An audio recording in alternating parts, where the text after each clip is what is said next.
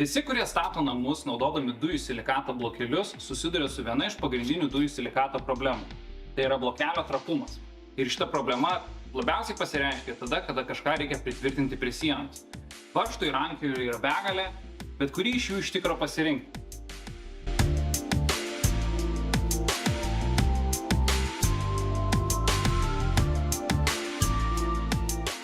Šiandieną pas mane svečiuojasi Justinas Šimoliūnas, SV Lietuva atstovas. Labas, Justinai. Labas, Karoli, malonu. Papasakok žiūrovams, ką tu šiandieną čia atsivežei, kas čia per aparatas ir kas čia per tvirtinimo detalės. Šiandieną atsivežėm į svečius visą gausybę tvirtinimų, kurie šiandien dienai turbūt Lietuvoje yra patys populiariausi ir patys žinomiausi. Nors tuom pačiu kelia labai daug klausimų, dėl ko norim įnešti šiek tiek aiškumo, kur konkrečiai jie yra tinkami naudot ir kad nebūtų pritvirtinus jokių bėdų. Tuo pačiu atsivežėm ir ištraukimo jėgų aparatą, kuris biškai parodys jums, kiek tas tvirtinimas gali atlaikyti šiuo atveju konkrečiai lengvo silikato blokelį. O dabar tas aparatas rodys mums kilogramais, ar ne? Taip, jisai rodo kilogramais, yra pakankamai tikslus. Mes su juo darom bandymus ir visose rimtose statybose, profesionaliuose, didžiuosiuose objektuose, tai galima juo tikrai pasitikėti.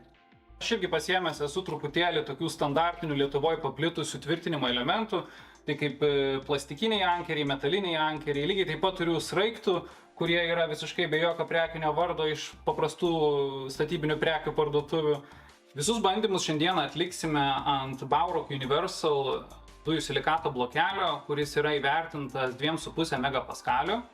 Ir svarbiausia reikia žinoti, kad gręžiant skyles ankeriams reikia gręžti be kalimo funkcijos ir sukant varžtus reikia jų nepersukti. Tai yra dėl to, kad šie blokeliai yra labai porėti, dėl ko jie turi labai geras šiluminės savybės, bet kas liečia tvirtinimą, jeigu jūs panaudosit per didelę jėgą, sukami tvirtinimai greičiausiai prasisuks ir labai lengvai ir laikymo jėga praktiškai bus nulinė. Kas liečia gręžiamus ankerius, kuriuos reikia prasigręžti pradžioj, yra lygiai ta pati situacija. Jeigu jį pragręšit šiek tiek per didelę skylę, o jeigu su kalimu gręšit, tai bus ryškiai per didelė skylė, nes jie ištrupės ir tada ankeruojant jau jums tvirtinimas automatiškai jau laikys prastai.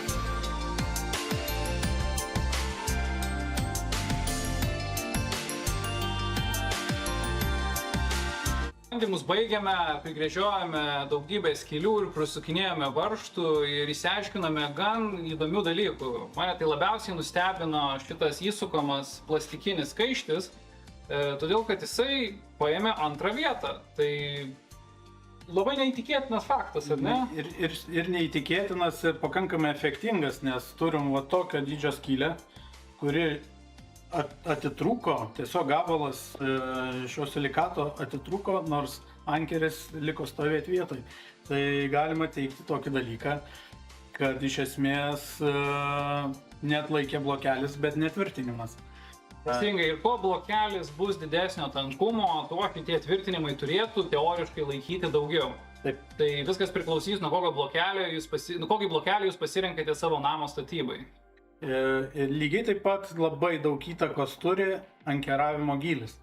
Tai reiškia, kad kaip pavyzdys buvo atliktas bandymas ir su šiais fibo arba lengvo silikato sraigtais. Diametrai vienodi, skiriasi tik tai jų ilgis. Vienas yra 110, kitas yra 160 mm ilgio. Rezultatas ko net dvigubai skirtingas.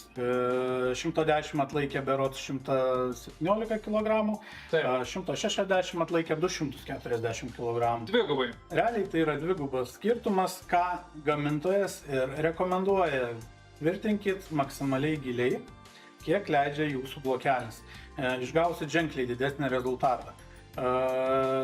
Dar kas nustebino iš metalinių sraigtinių inkarų, tai betonsraigtis, kuris iš esmės tai yra skirtas kietam, tvirtam, neskilusiam betonui, bet atlaikė lygiai tiek pat, kiek atlaikė specialus fibos sraigtis. Rekomenduoti mes tvirtinti su betonsraigčiu tikrai nerekomenduojame, nes jis yra skirtas kitiem dalykam, bet pats rezultatas iš esmės nustebino.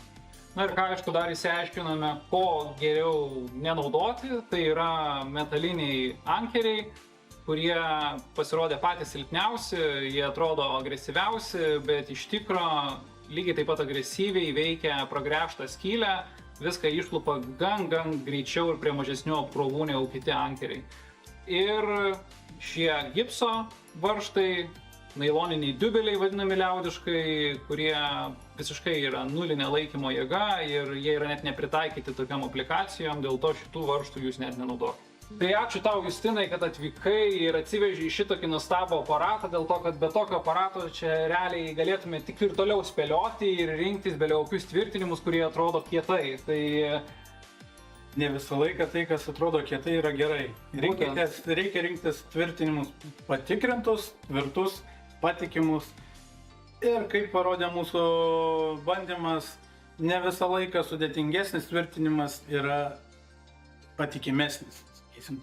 Žiūrovam tiesiog siūlau prenumeruoti į kanalą, laukti ateities filmukų ir dalintis šito vaizdo įrašų su žmonėmis, kurie statys namą su dujų silikatu arba ieško sprendimo, kaip pasikabinti virtuvinį komplektą ar boilerį, ar galų gale pasidaryti fasado montavimą.